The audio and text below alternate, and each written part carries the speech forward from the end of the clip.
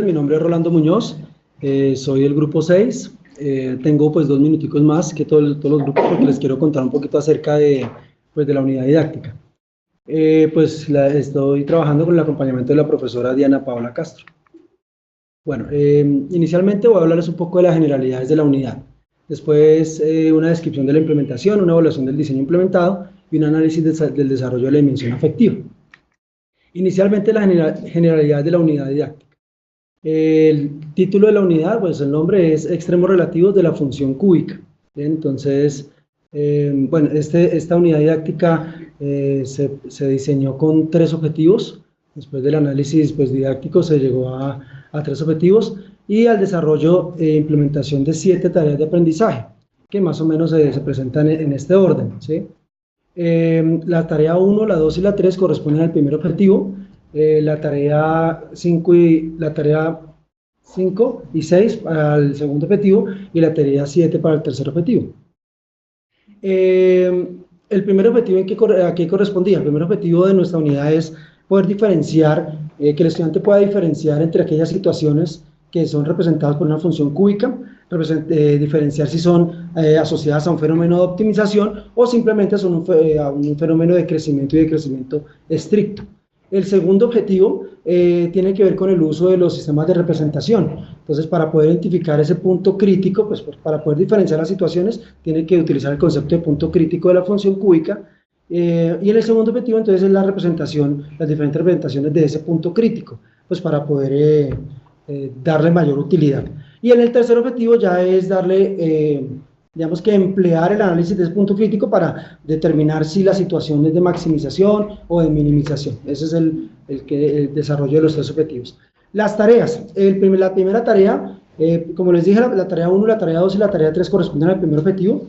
Yo me voy a centrar pues en explicarles el objetivo 1 de esta unidad, por lo tanto pues me voy a centrar en esas 3 tareas. La primera tarea simplemente se ofrece al estudiante unas gráficas, unos sistemas de representación gráfica, para que él observando, es la variación de unos volúmenes de unas cajas, y él observando allí pueda tratar de identificar puntos críticos y pues tratar de diferenciar, empezar a centrarse en situaciones de optimización o situaciones de crecimiento y de crecimiento estricto. La segunda tarea ya cambia de sistema de representación, ya es un sistema de representación verbal, ¿sí? Ya hay una prosa y el propósito es que el estudiante a partir de esa prosa logre establecer una traducción entre sistemas y pueda establecer una representación simbólica de la situación y también trabajar, identificar también los puntos críticos, pero a partir de otra representación. Y la tercera tarea es haciendo uso de GeoGebra, poder modelar diferentes gráficas referentes ya a crecimiento estricto o funciones cúbicas con 2 puntos críticos, de tal manera que pueda también seguirse centrando en las situaciones de optimización, problemas de optimización. En general esa es la unidad didáctica. La descripción de la implementación. La unidad didáctica se implementó en el Colegio San Beato. Ese colegio tiene unas características y es que en 10º y en 11 esta unidad se aplicó para el grado 11, en 10º y 11 se hace una diferenciación por énfasis, es decir, después de que terminan el grado 9º, porque como el colegio está inscrito en un bachillerato internacional, entonces hacen una clasificación de los estudiantes por materias, dependiendo de sus habilidades. En 10º y en 11, entonces los seleccionan desde 11 a diferentes énfasis. Uno de los énfasis a los cuales nos dirigimos en la unidad didáctica fue el énfasis de ingeniería, los estudiantes que tienen ese perfil. Entonces, después de haber hecho ese análisis del contexto académico de los estudiantes, logramos pues definir qué era el grupo adecuado y que tenía las condiciones con las que podamos aplicar pues la unidad didáctica.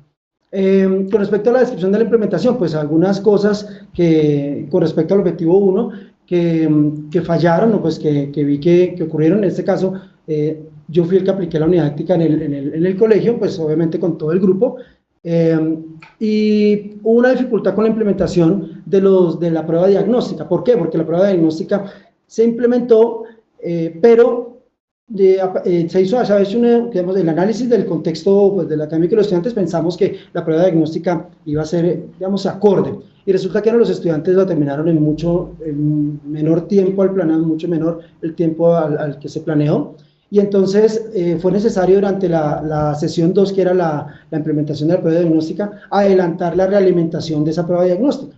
Y entonces la realimentación que estaba para la sesión 3 y 4, en esa sesión 3 y 4, pues ahora se tuvo que cambiar la actividad, no sé porque pues, se tuvo que continuar con realimentación, pero entonces se implementó un nuevo taller de conocimientos previos. ¿Qué pasó allí? Pues en la implementación identificamos que la prueba diagnóstica no estuvo muy acorde al contexto académico de los muchachos, digamos que su nivel de dificultad, pues digamos que no abordó lo suficientemente el inicio de la unidad. Después, la implementación de la nueva, pues se implementó una nueva ayuda durante la implementación de la primera tarea del objetivo, la tarea 1.1, que se llama UAS Cartón. ¿Qué pasó allí? Durante la implementación los estudiantes se encontraban, como les dije en la diapositiva anterior, encontraban en esa tarea representaciones gráficas de funciones cúbicas que representaban pues volúmenes. Y en una de ellas, una representación gráfica, estaba definida en un dominio entre 0 e infinito, y claro, entonces como era de crecimiento estricto, al parecer pues los estudiantes lo confundieron con una función exponencial.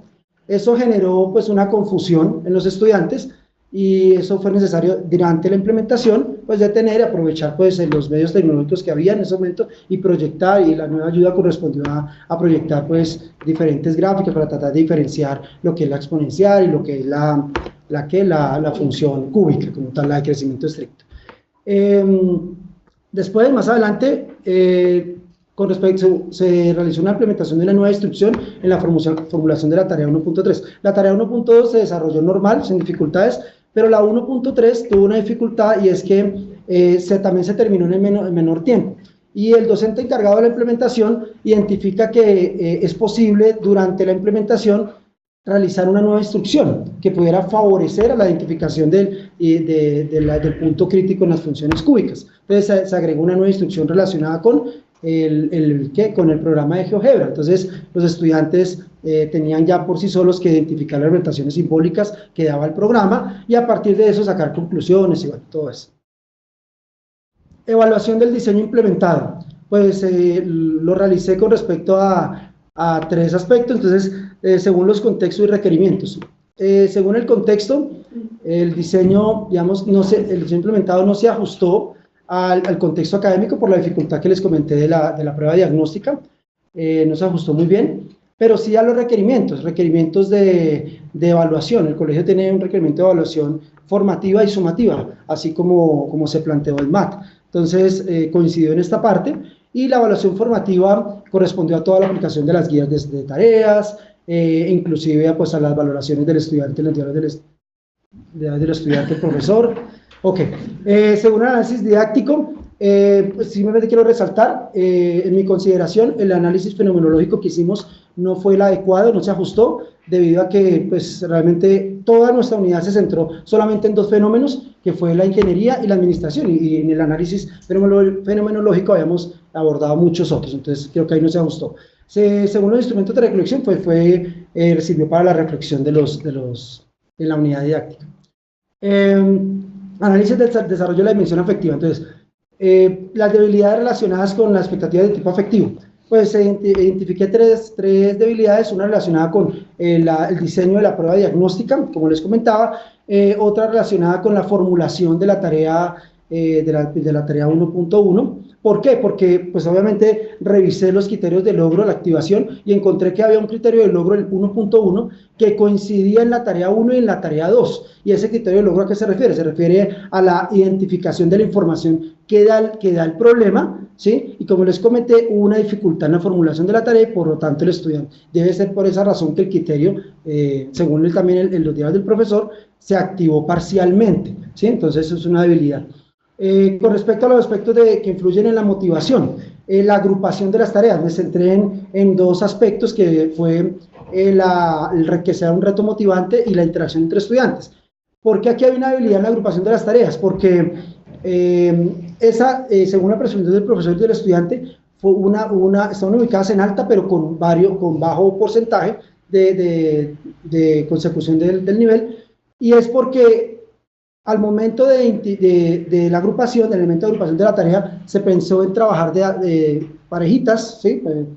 Pues en parejas, los estudiantes, pero eso limitó el hecho de ellos poder cumplir con el objetivo 1, que era la identificación de las situaciones problema.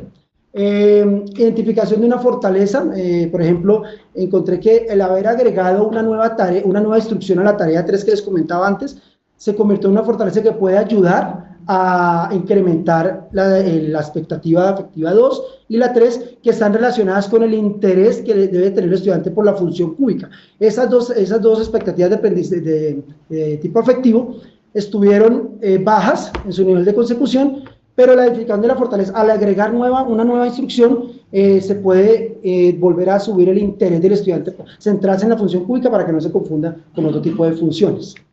Y pues las referencias. Muchas gracias.